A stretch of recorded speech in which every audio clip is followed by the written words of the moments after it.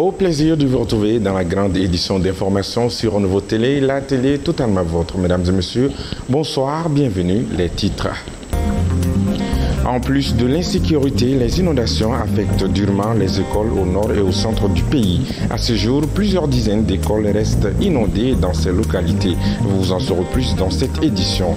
Encore des morts sur les sites d'orpaillage dans le cercle de Kangaba. Au moins une dizaine d'orpailleurs ont été tués et de nombreux sont portés disparus à la suite de l'éboulement d'une mine. 345 millions de francs CFA, c'est le préjudice financier découvert par le bureau du vérificateur général sur le budget de 2023 et 2024 au ministère de la Jeunesse et des Sports. Face à cette atteinte au dernier public, le chef du département a exigé des personnes présumées impliquées dans les détournements le remboursement des fonds. Les détails, c'est dans un instant.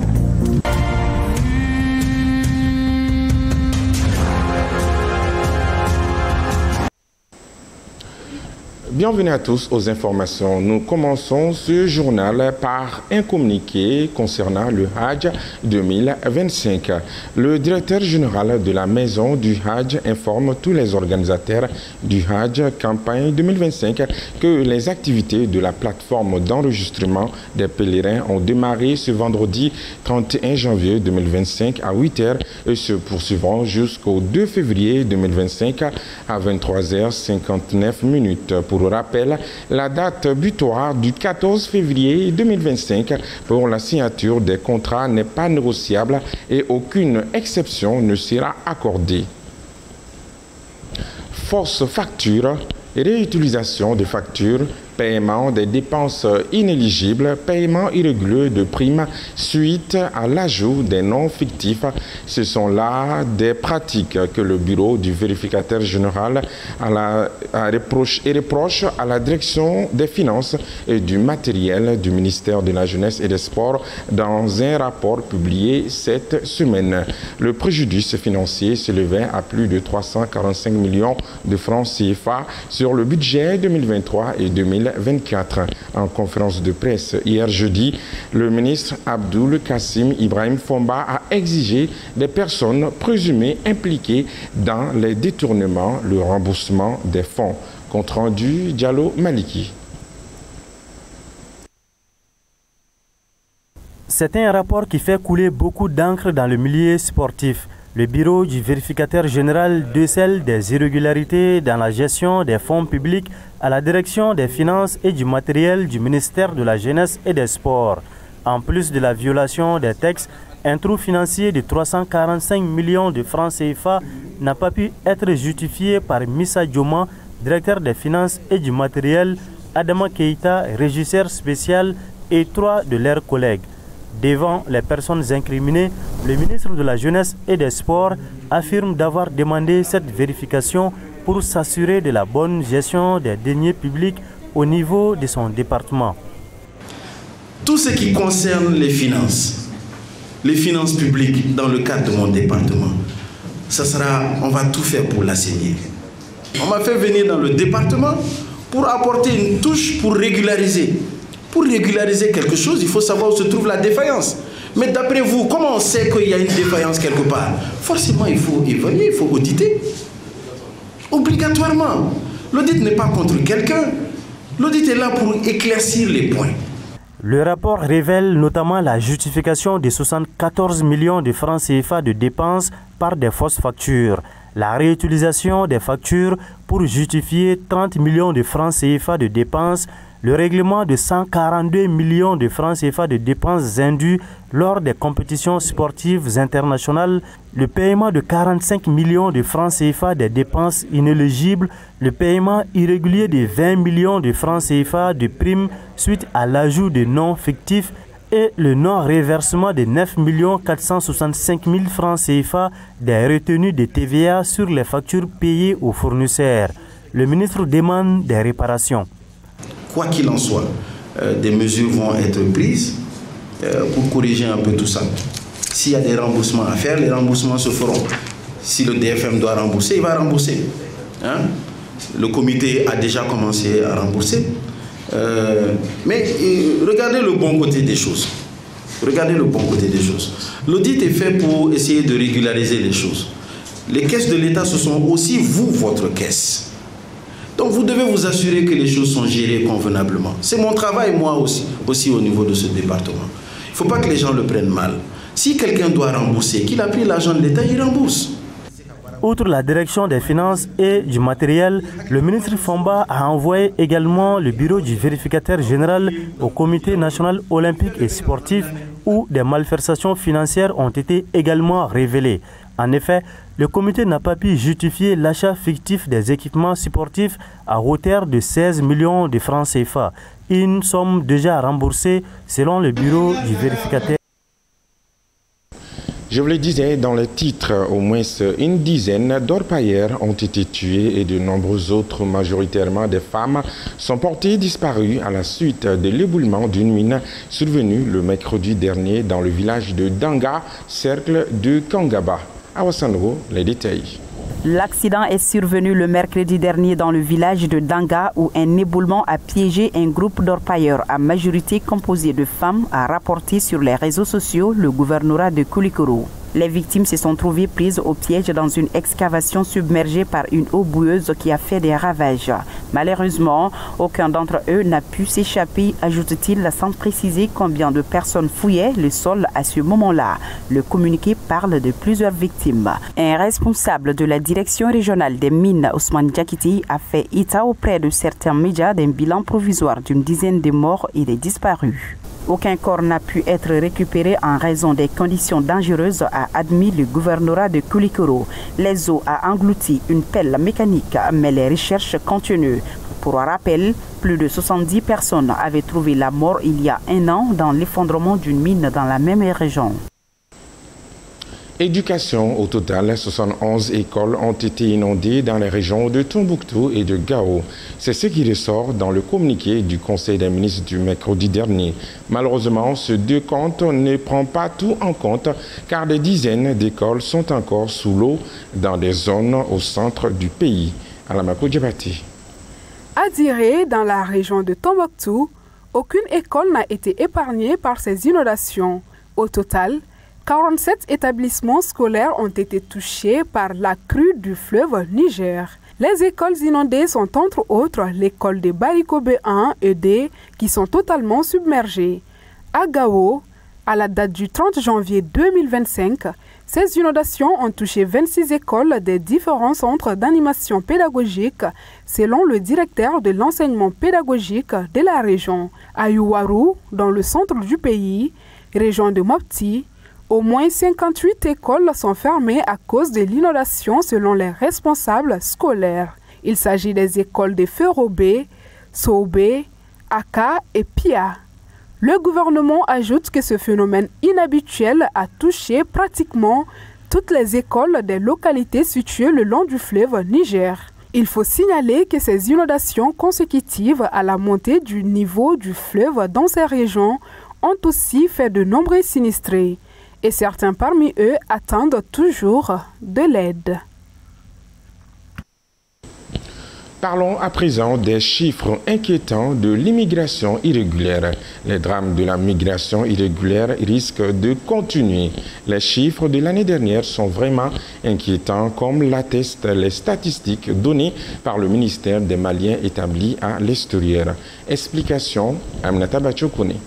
Selon le ministère des Maliens de l'extérieur, les drames de la migration irrégulière constituent une réalité incontestable. De 2014 à septembre 2024, 67 000 personnes sont mortes ou disparues sur les routes périlleuses de la migration irrégulière. Pour la seule année de 2024, plus de 10 000 migrants sont morts sur les routes migratoires. Le nombre de disparus sur les routes migratoires ont connu une hausse significative en 2024 avec 10 049 cas. Pour notre pays, le 19 décembre 2024, 25 jeunes Maliens ont perdu la vie lors du chavirement d'une embarcation de fortune dans les eaux territoriales marocaines.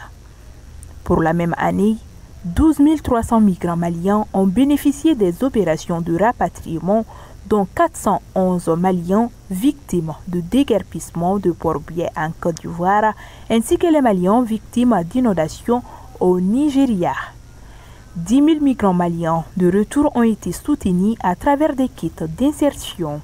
40 000 projets d'insertion et de réinsertion financés à hauteur de 100 millions de francs CFA.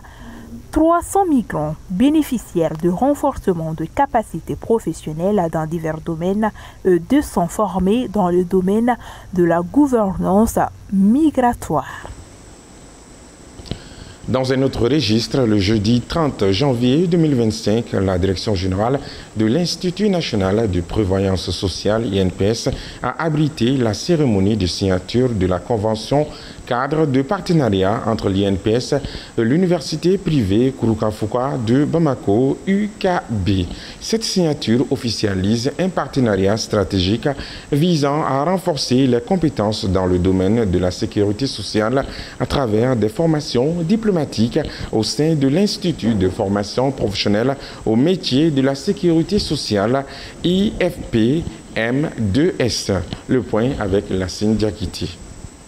La convention cadre objet de cette cérémonie définit les principes et les modalités selon lesquelles les deux institutions collaboreront pour la mise en œuvre des formations de qualité. Ces formations s'adressent tant au personnel de l'INPS qu'à toute personne désireuse d'évoluer dans le secteur de la sécurité sociale. Ces partenariats ouvrent ainsi de nouvelles perspectives pour l'acquisition de compétences spécifiques adaptées aux réalités professionnelles du secteur.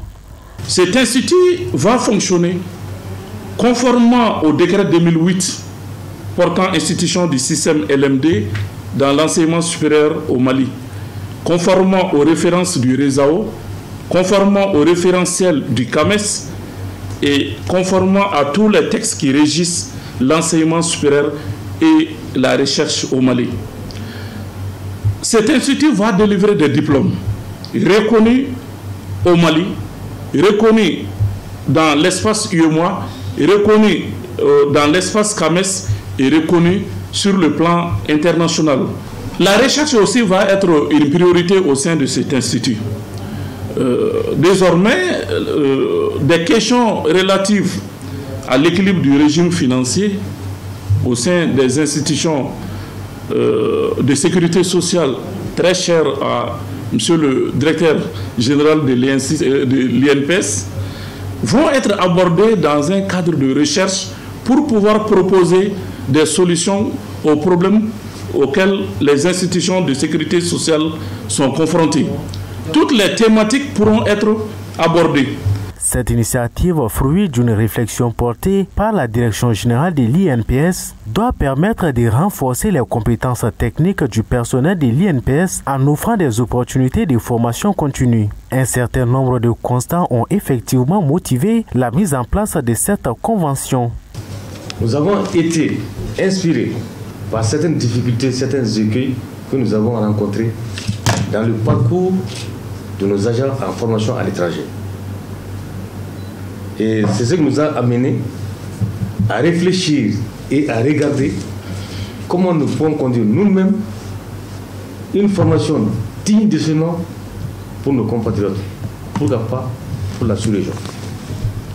Au regard des conclusions de l'étude de faisabilité, le dit partenariat concerne initialement 4 programmes de formation, à savoir un master en droit du travail et protection sociale, un master en gouvernance financière de la protection sociale, une licence en droit de travail et protection sociale, une licence en gouvernance financière de la protection sociale.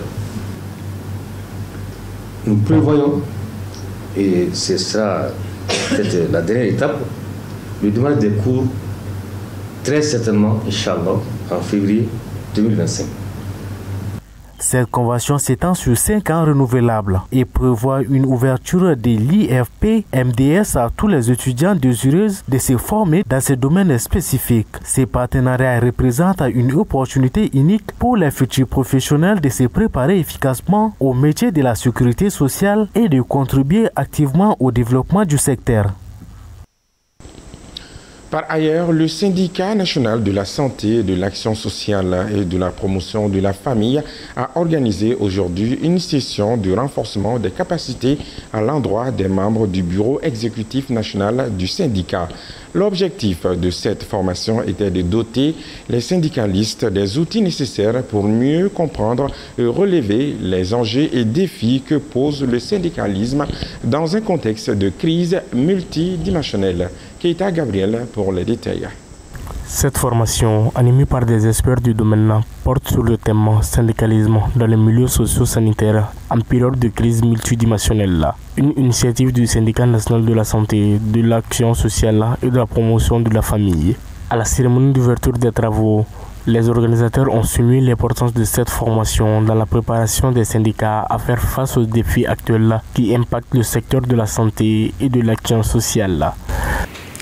Et cette formation également va porter sur certains thèmes qui sont d'actualité.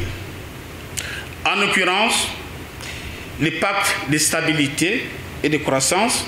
Nous avons jugé nécessaire de débattre de ces pactes pour mieux comprendre et mieux former nos militants dans ce sens-là, pour une meilleure compréhension.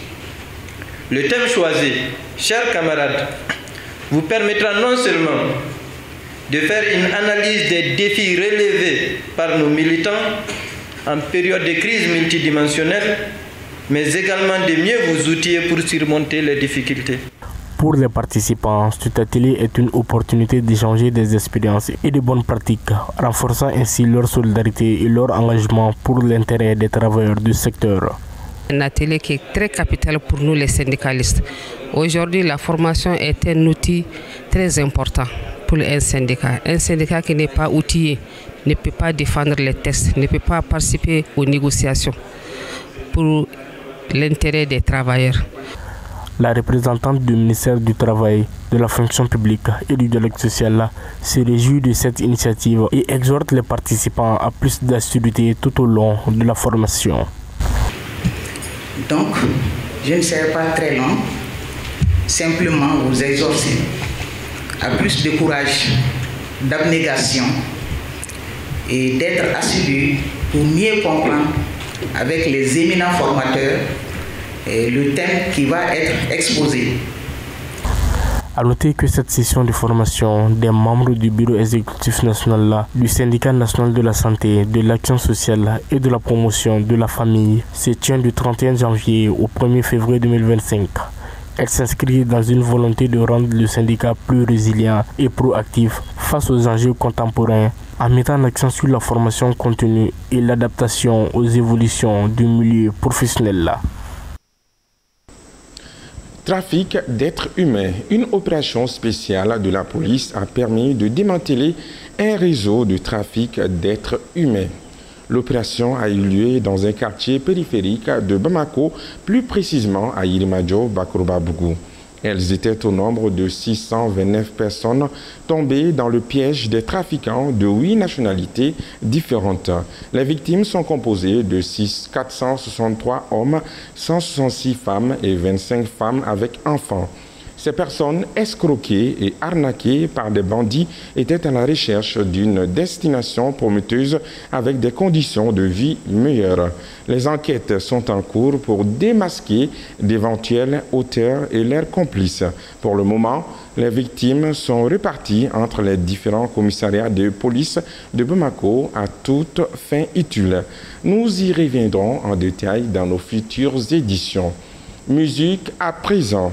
Après un mois de perfectionnement à Doniblo, les 9 candidats retenus pour la première édition d'Orange Music Talent ont été présentés au public hier jeudi 30 janvier 2025.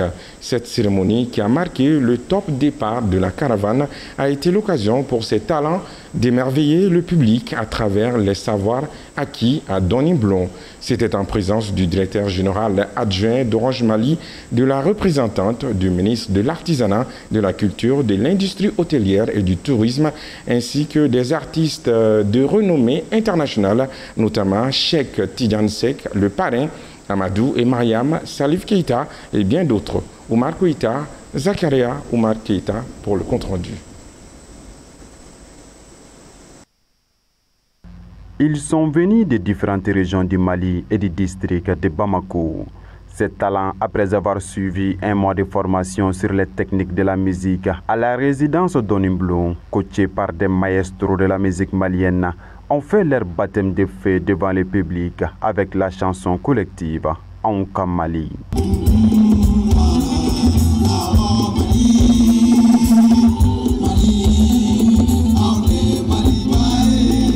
Selon les responsables du projet, Orange Music Talent vise non seulement à mettre en lumière le génie caché de la nouvelle génération, mais aussi célébrer la musique malienne. C'était important pour nous de marquer notre empreinte aujourd'hui, en allant un peu plus loin et en aidant les jeunes Maliens sur tout le territoire du Mali à faire valoir leur voix et leur talent.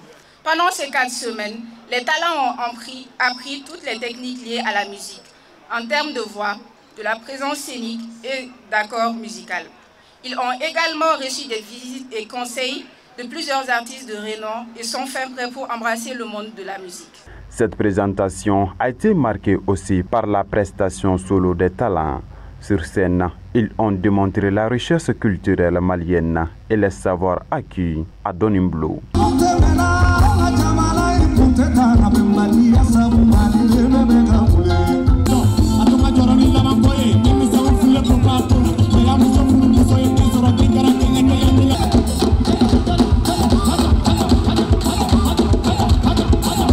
Un moment pour eux d'exprimer leur gratitude à Orange Mali. On a vraiment appris beaucoup de choses, on a acquis de la connaissance, de la compétence aussi. Vraiment, je pense qu'à la sortie de cette Donimblo, nous serons vraiment désormais des artistes affirmés. Ce fut un grand plaisir pour moi, un grand honneur pour moi de jouer aujourd'hui devant toutes ces grandes personnalités, de faire le peu que je peux faire.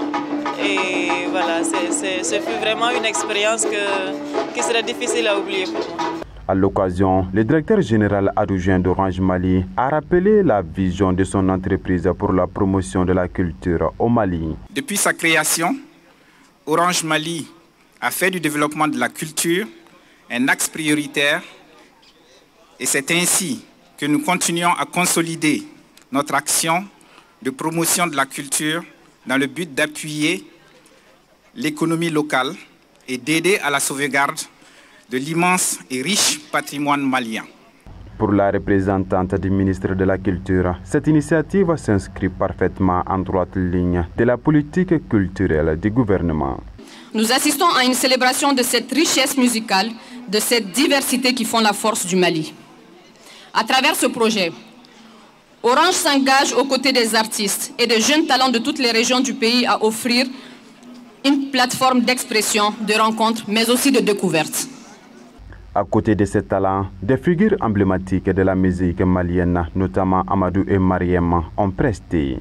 Ainsi, c'est parti pour la caravane d'Orange Music Talent qui sillonnera les régions du Mali et les districts de Bamako.